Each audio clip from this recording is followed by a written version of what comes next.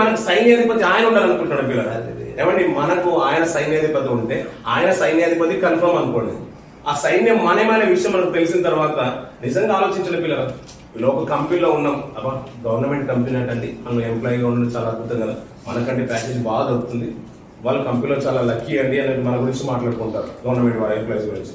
Free zone company అంటే చాలా బాగుంటుంది, ఏసీలోనే పని అంటే ఎండ ఎప్పుడు మొక్కమే, సూర్యుని చూసి కూడా కొన్ని సంవత్సరాలు అవుతుంది వాళ్ళకు, ఎప్పుడు ఫ్రీజర్ లోనే ఉంటారు పిల్లలు. అది ఫ్రీజర్ లాగానే ఉంటుంది, ఎప్పుడు చల్లగా ఉంటుంది. సూర్యుని చూసి మేము ఎప్పుడో ఏర్పడికి వచ్చినప్పుడు చూసామంటే సూర్యుడిని, మళ్ళీ సూర్యునే చూడలేము, ఎప్పుడు చంద్రుడిని చూస్తూ ఉంటాం, చల్లగా ఉంటుంది. మీరు లక్కీ అండి, మీరు అదృష్టవంతులు, మీరు ఎప్పుడు చూసినా ఫ్లైట్ లో చూస్తూ ఉంటారు, షేకులతో మీట్ అవుతుంటారు, ఎంత గొప్పగా చెప్పుకుంటారు పిల్లలు.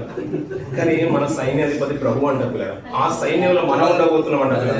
నిజంగా అంత గొప్ప భాగ్యం మనకు దక్కాలంటే పిల్లల ఆయన వైపే చూడు అంటున్నాడు. లోకంలో ఏది వైపు చూడకు, నువ్వు ఆయన వైపు చూస్తే నేను బ్రతుకు.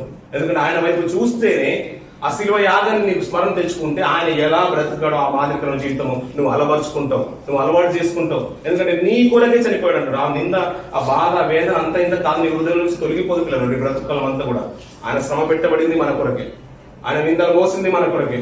ఆ శిలువ యాగమే ఇప్పుడు ఈ రోజు మన కళ్ళ ముందుగా బల్లాలని ముందుకు వస్తుంది పిల్లలు. దీన్ని తినవలసిన విధాన్ని పాత నిబంధనలు చెప్తూ ఉంటాడు పిల్లలు, అద్భుతమైన రీతిగా చెప్తుంటాడు. 12వ అధ్యాయం 11వ వచనంలో టక్కని తీసేయండి పిల్లలు, టైం లేదు ఒకటి నేను ఉంచుతాను. 12వ అధ్యాయం 11వ వచనం పాత నిబంధన గ్రంథంలో మంచి మాట మాట్లాడు. పస్కాని ఎలా తినాలో చెప్తుంటాడు. పస్కాన్ అని కాబట్టి ఏ గ్రంథమో మనకు తెలిసిపోయింది కదా. ఏ గ్రంథం అండి, ఏ పుస్తకం? నిర్గమకాండం 12వ అధ్యాయం 11వ వచనం. పస్కా గురించి వినాలంటే మనం తినవలసిన విధం ఏదనగా, మీ నడుము కట్టుకొని, మీ చెప్పులు తొడుక్కొని, మీ కర్రను చేత పట్టుకొని త్వరపడుచు దాన్ని తినవాలంటే. దేన్ని తినాలి? త్వరపడుచు. ఇది పస్కాను అలా తినాలంట. ఇది యెహోవాకు పస్కా, తినే విధానం అలా అంటున్నారు. త్వరపడుతూ వినాలి. అలా త్వరపడుతూ ఎందుకు తినాలంటే ఈ లోకము, ఇప్పుడు ఐగుప్తు లోకము ఇప్పుడే మీరు బయటకు వచ్చేసారు కాబట్టి ఈ అరణ్య మార్గంలో ఉన్నారు, పాలు తెల్ల దేశం వెళ్తున్నారు. ఇప్పుడు మీరు త్వరపడుతూ వెళ్తున్నారు, ఎందుకంటే ఇక్కడ కాదు స్థిరమైంది. ఇప్పుడు ఎక్కడికి వెళ్ళాలి? ఇప్పుడు పాలు తెల్ల దేశానికి మీరు వెళ్ళాలి. ఇప్పుడు మీరు వెళ్ళాలంటే ఇక్కడ ఉండాల్సిన వారు కాదు కాబట్టి మీరు త్వరపడుతూ తినాలి.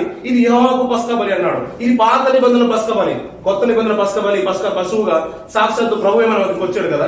ఇప్పుడు తింటున్నామంటే రిలాక్స్ తినకండి. ఈ వారం కాకపోతే వచ్చే వారం తీసుకుంటాను, ఈ నెలలో సావాసం వీలు కాలేదు, నాకు డ్యూటీ రాలేదు, వచ్చే నెల వస్తాను, ఫస్ట్ వీక్ లో బల్లారంలో పాల్గొంటాను, ఇది రిలాక్స్ ఇలా కొనసాగించొద్దు దీన్ని.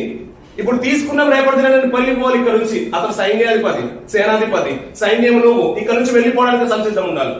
ఇక లోకాలన్నీ కూడా నువ్వు విసర్జించుకొని నీ ఈహాలోక మాలిన్యం అంటకుండా ఈ లోకానికి ఒక వైరాగ్యం కలిగి సమాజమైనా ఏదైనా కష్టమైనా, నిందైనా, బాధ అయినా, కష్ట సుఖాలు ఏదైనా కానీ నీ వినీతిగా జీవితాన్ని నువ్వు కాపాడుకుంటూ ఇక్కడ నుంచి నువ్వు వెళ్ళిపోవడానికి సిద్ధంగా ఉండాలి. ఎక్కడికి వెళ్ళిపోవడానికి?